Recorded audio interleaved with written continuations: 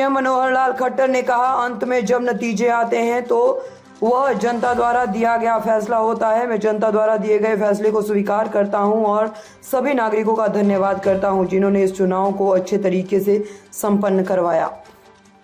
मैं ये कह सकता हूं कि देश का सबसे बड़ा लोकतंत्र, उस लोकतंत्र का पर्व ये संपन्न हुआ और आज 4 जून को देश भर में इसके परिणाम वो निकाले जा रहे हैं। काफ़ी परिणाम एक प्रकार से अब संपन्न हो गए हैं। जो अनुमान थे सुबह वो भी फाइनलिटी की तरफ बढ़ रहे हैं। कहीं कहीं कुछ राउंड बाकी हैं और मुझे लगता है कि आज सायंकाल तक पूरी पिक्चर स्पष्ट हो जाएगी। अगर मैं हरियाणा की बात करता हूं तो अभी मोटे रूप से 10 सीटें, इनका तो मैं कह सकता हूं कि प्राय क्लियर है। एक सीट अभी बहुत थोड़े मार्जिन में अभी फंसी है।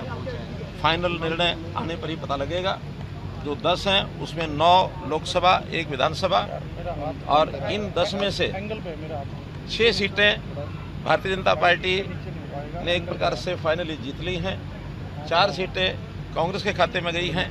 1 सीट सोनीपत की, जैसा ही उसके अनुमान और पुख्ता हो जाएंगे उसकी जानकारी मिलेगी। मैं इस अवसर पर इतना ही कह सकता हूं कि भले क्लेम सबका अपना अपना होता है, हम भी अपना क्लेम कर रहे थे, कांग्रेस पार्टी अपना क्लेम कर रही थी, लेकिन अंतोगत्वा जब परिणाम सामने होता है तो वो जनता का दिया हुआ वर्डिक्ट होता है। मैं उस जनता के दिए वर्डिक्ट को स्वीकार करता हूं और बहुत बहुत धन्यवाद करता हूं सब लोगों का, नागरिकों का, जिन्होंने इस चुनाव को बहुत ही पीसफुल तरीके से संपन्न कराया। और जो मशीनरी इसमें लगी हुई थी, गवर्नमेंट मशीनरी, चुनाव आयोग की मशीनरी, उन्होंने भी सबने बहुत कोऑपरेशन दिया और उस कोऑपरेशन के कारण से हमारा जो पुलिस बल था, हमारी जो अन्य फोर्सेस थी, उन्होंने भी एक प्रकार से इस दुनिया के सबसे बड़े लोकतांत्रिक उत्सव को संपन्न कराया है। बहुत बहुत आभार। मैंने बताया ना कि विधानसभा हम चुनाव जीते हैं जो बाई इलेक्शन था, और लोकसभा में हमने बताया लोकसभा में अभी उस 10 में से 5 सीटें क्लियर हैं। 1 सीट का और अनुमान पुख्ता होना बाकी है। तो ऐसे सब सीटें आने के बाद अब अनुमान यानी हमारा क्लेम कुछ भी हो, सब अपनी अपनी पार्टियां सब करती हैं और उसमें जो सीटें गई भी हैं, 2 सीटें तो बड़े मार्जिन से गई हैं, उसको मैं स्वीकार करता हूँ, वो हार है। बाकी सीटें बहुत थोड़े थोड़े मार्जिन पर गई हैं।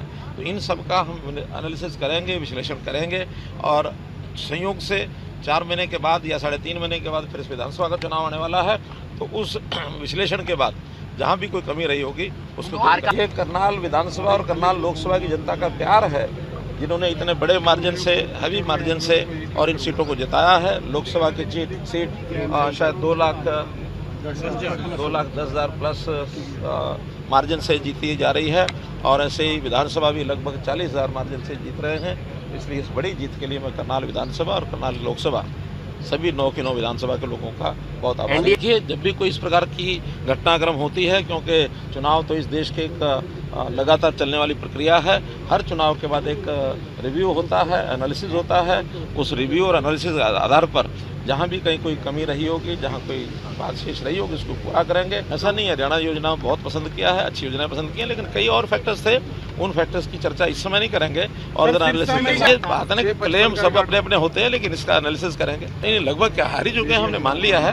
तो इसलिए जो चुनाव स्पष्ट जिनका अनुमान लगभग हार की ओर है वो हमने मान लिया, जो जीत की ओर है वो भी हमने मान लिया। एनडीए की सरकार बनेगी, देश की जनता का धन्यवाद। मोदी जी तीसरी बार देश के प्रधानमंत्री बनेंगे।